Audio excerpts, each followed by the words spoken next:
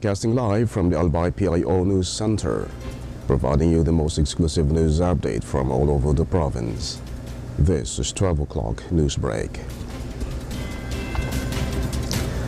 In the local scene, the Albay Provincial Agriculture Office is conducting final validation for the Go Grow Green Albay program across the province. Barangays Santa Misericordia, San Fernando, San Andres, and Bagong San Roque in Santo Domingo completed their final validation yesterday. In total, 16 local government units are scheduled for final validation from November 6 to December 3, 2024. The barangays are assessed based on best practices, the uniqueness and creativity of their communal vegetable gardens, and sustainability. The Community Hapag program aims to boost agricultural food production and ensure a sufficient supply across the province. Last year, the Outstanding Barangay Communal Vegetable Garden Award went to Cabangan West Legazpi, while Dapdap Legazpi received the Cleanest and Greenest Barangay Award. Tabaco was recognized as the Cleanest and Greenest LGU. In other story, the provincial government of Albay, through the Barangay Facility Services Office, distributed construction materials and other essential supplies to barangays in Daraga impacted by Typhoon Christine.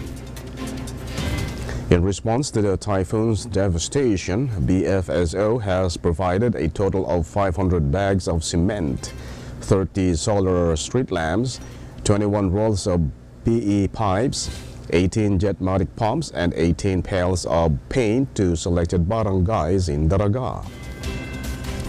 The beneficiaries include the barangays of Binitayan, San Roque, Kilicao, Bañadero, Alubo, Maruroy, Kimantong, Salvacion, Inarado, Kinawitan, Mabini, Bujao, San Ramon, Namantao, Misi, Villahermosa, Bagumbayan, and Canarum in Daraga. In the national scene, the Philippine Crop Insurance Corporation, PCIC, has distributed 24.4 million pesos in insurance payments to 2,644 farmers in the Bicol region affected by the severe tropical storm Christine. The distribution occurred on Wednesday during President Ferdinand Marcos Jr.'s visit to Camarines Sur, covering provinces such as Albay and Masbate. The typhoon caused significant agricultural losses, impacting 86,066 farmers across 10 regions. With the total damages estimated at 6.20 billion pesos, with rice suffering the most, with losses exceeding 4.46 billion pesos, followed by notable damages in high-value crops and fisheries. The Department of Agriculture continues to support farmers with essential resources like seeds and fertilizers, and rehabilitating farm structures with 50.46 million pesos and 28 million pesos for irrigation facilities. As a result of recent devastating typhoons and the expected El Niño phenomenon, agriculture officials have lowered their 2024 palay production projection to 19.41 million metric tons, raising concerns about the long-term recovery of the farming sector in the Philippines.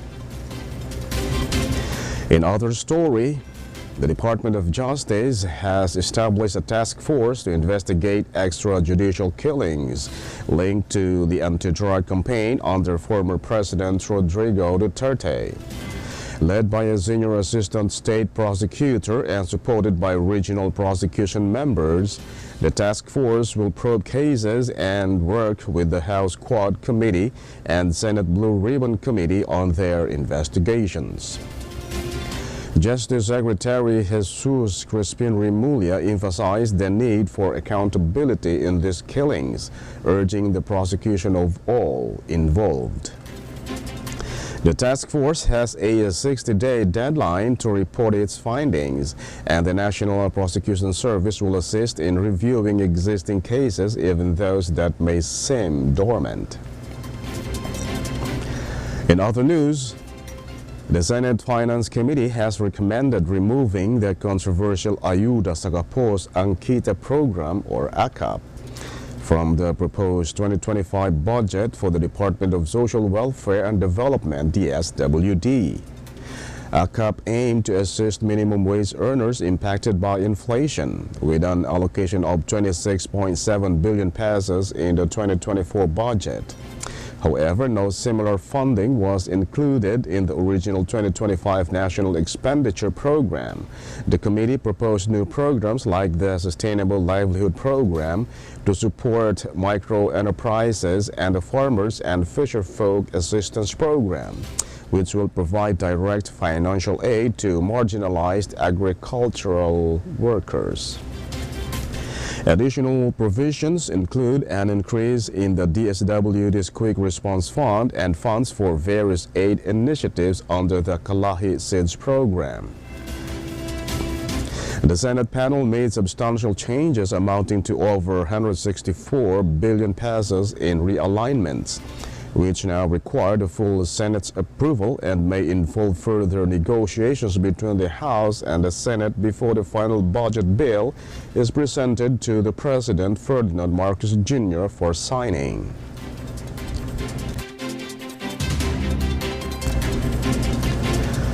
And in the news outside the country, Donald Trump is on track to the White House, boasting early victories in key battleground states such as Pennsylvania, North Carolina, and Georgia. Trump's victory analysts suggest his presidency could pose challenges for global diplomacy. He has hinted at aggressive foreign policies, including potential reductions in support for Ukraine amidst its conflict with Russia, and criticized NATO, raising worries among European leaders.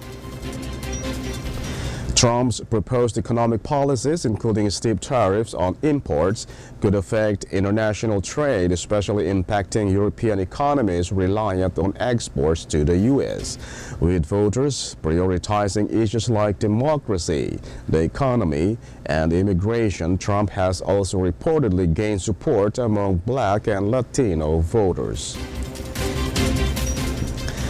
And finally, in the news outside the country, President Ferdinand Marcos Jr. congratulated Donald Trump on his anticipated victory in the U.S. presidential elections.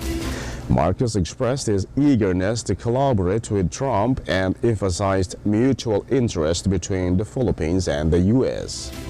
He commended the strength of American values showcased in the elections and reaffirmed the Philippines' commitment to its long-standing partnership with the U.S. based on democracy and freedom. Marcos expressed hope that the alliance will foster prosperity and goodwill in the region. And that's all for the 12 o'clock news break, November 7, 2024. And we'll be right back tomorrow for more news updates. And thanks to our 12 o'clock news break writer, LJ Lorejo and Tres Padilla. And on the technical side, Chad Bobis. And of course, our Provincial Information Officer, Mary Luduca Castillo. And under the supervision of our Acting Governor, Glenda Ongbungao, I am Greg Hallare.